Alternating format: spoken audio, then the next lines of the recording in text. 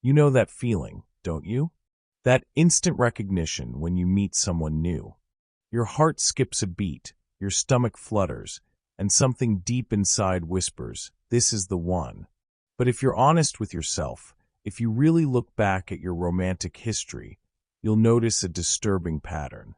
The people who make your heart race the fastest are often the ones who end up hurting you in ways that feel achingly familiar. Maybe it's the way they withhold affection, just like your father did. Perhaps it's their emotional unavailability that mirrors your mother's distance. Or it could be their critical nature that echoes the voice that shaped your earliest understanding of love. You tell yourself this time will be different, but deep down, you already know how this story ends. Carl Jung understood this painful paradox better than anyone. He knew why we're magnetically drawn to people who seem destined to recreate our deepest wounds. And most importantly, he knew how to break free from this cycle that keeps us trapped in relationships that feel like beautiful prisons. The truth about what you call chemistry. Let me ask you something that might make you uncomfortable. What if what you've always called chemistry is actually your nervous system recognizing a familiar threat? What if that electric feeling you get around certain people isn't love at all, but your body's way of saying, "I know this pattern, I've been here before"? Jung discovered that our unconscious mind doesn't care about our happiness. It cares about familiarity. It will always choose the known hell over the unknown heaven. Your psyche has been programmed by your earliest experiences of love, and it keeps seeking out those same dynamics, even when they destroy you. Think about your last relationship that left you devastated. Now think about your childhood. Do you see the connections? The way your ex-partner made you feel small might be identical to how your critical parent made you feel. The emotional roller coaster they put you through might mirror the chaos you experienced growing up. This isn't coincidence. It's your unconscious mind seeking what Jung called the familiar wound. Why your heart chooses pain over peace.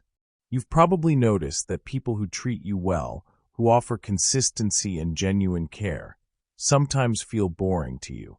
There's no drama, no chase, no desperate longing that keeps you awake at night. Your friends tell you these are the people you should choose, but something inside you remains unmoved. Meanwhile, the person who barely texts you back, who keeps you guessing about their feelings, who gives you just enough attention to keep you hooked, but never enough to feel secure, they consume your thoughts.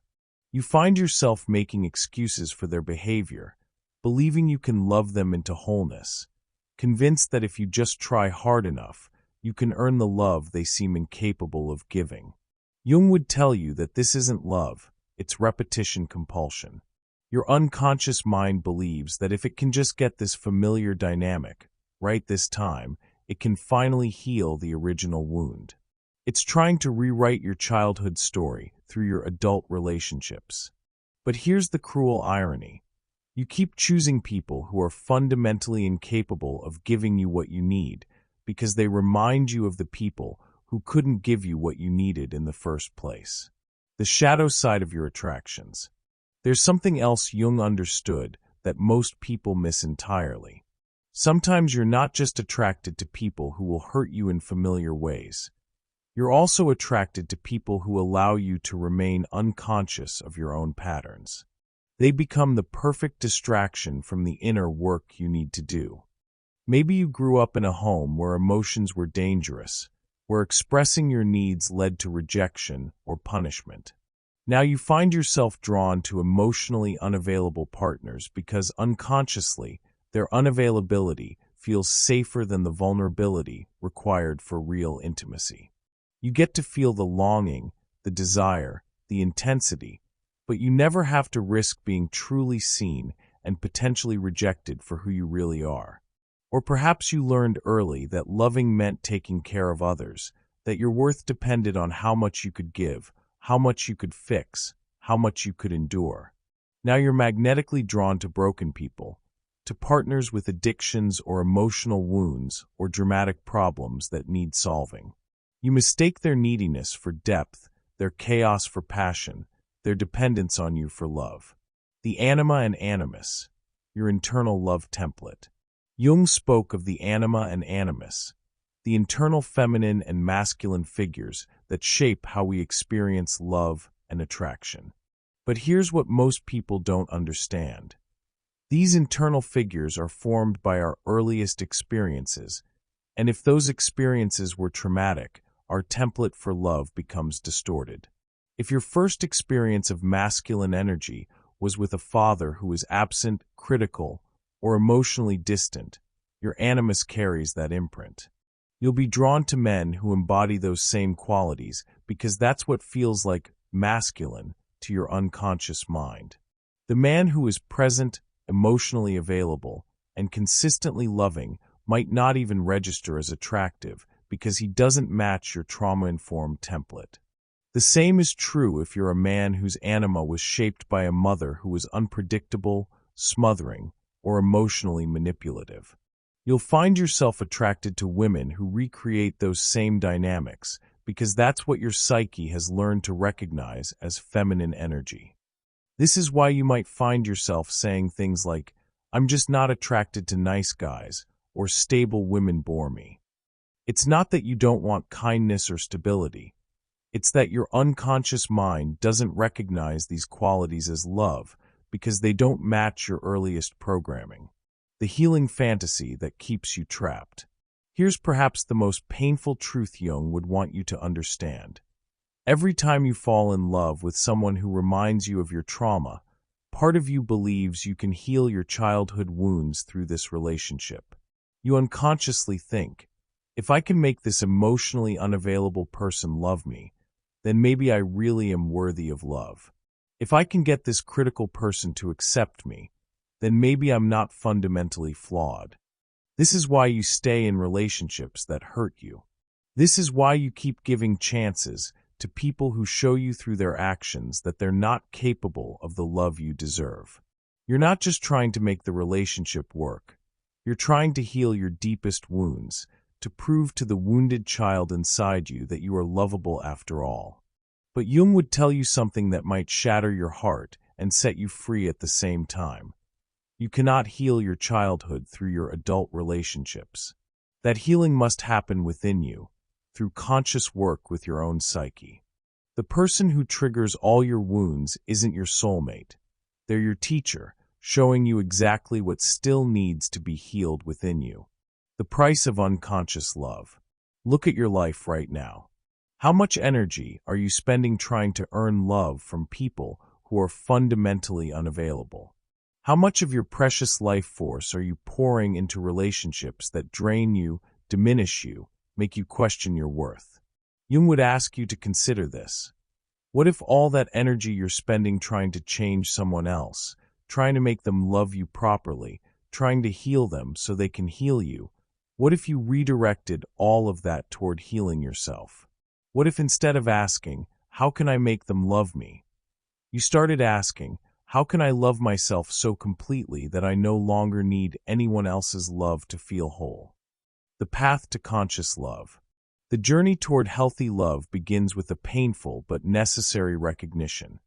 You have been unconsciously choosing partners who confirm your deepest fears about yourself and love. But Jung believed that consciousness, however painful, is always preferable to unconscious repetition. Start paying attention to your attractions. When you feel that familiar flutter, that instant chemistry, pause and ask yourself, what does this person remind me of? What familiar feeling am I experiencing in their presence? What part of my past is being activated by this connection? Notice the difference between intensity and intimacy. Intensity is what you feel when your nervous system is activated by familiar trauma patterns. Intimacy is what you experience when you feel safe enough to be vulnerable, to be seen, to be loved for who you truly are rather than who you pretend to be. Learn to recognize the red flags that your wounded child sees as green flags. The person who is mysterious might actually be emotionally unavailable. The person who is passionate might actually be unstable. The person who needs you might actually be looking for someone to fix them rather than someone to love. The sacred wound becomes your greatest strength. Jung saw our wounds not as flaws to be hidden, but as sacred openings through which consciousness can enter. Your tendency to be attracted to familiar trauma isn't a sign that you're broken. It's a sign that your psyche is trying to heal. The key is learning to direct that healing impulse toward yourself rather than projecting it onto others. Every painful relationship you've endured has been preparing you for this moment of awakening. Every heartbreak has been teaching you what love is not, so that you can finally recognize what love actually is. The promise of transformation. As Jung said, until you make the unconscious conscious, it will direct your life and you will call it fate. But when you finally illuminate these hidden patterns, when you bring awareness to your attraction mechanisms, something magical happens. You stop being a victim of your conditioning and become the architect of your romantic destiny. This process of awareness isn't easy. It requires courage to face your wounds, honesty to recognize your patterns, and patience to allow healing to happen. But on the other side of this journey awaits a freedom you've never known. The freedom to love and be loved without the chains of the past. True love, Jung would tell you, isn't about finding someone who completes you. It's about becoming whole enough to love consciously, freely, and without the desperate need to heal old wounds through new relationships. Your heart knows the difference between love and trauma. The question is, are you finally ready to listen? The person you're meant to love is waiting for you to heal enough to recognize them. They might not make your heart race with familiar anxiety. They might not trigger your deepest wounds. But they will offer you something far more precious. The chance to experience love as it was meant to be safe, nurturing, and real. Are you ready to break the cycle? Are you ready to choose love over familiar pain? The choice, as Jung knew, is always yours. If this message has touched something deep within you, leave a like, not for the algorithm, but as a silent signal toward other souls who recognize themselves in this truth. Every like is a hand extended toward those who feel trapped in the same patterns, a way of saying you're not alone in this journey of awareness. Subscribe to Jung Wisdom to continue this path of inner discovery. Here you'll find a community of brave souls who have chosen truth over comfort, awareness over unconscious repetition. Together we can transform our deepest wounds into our greatest strengths. Share in the comments one word, just one, that describes how you feel after reading this message. It will be incredible to see how a constellation of similar souls forms, united by words that vibrate at the same frequency of healing and awakening.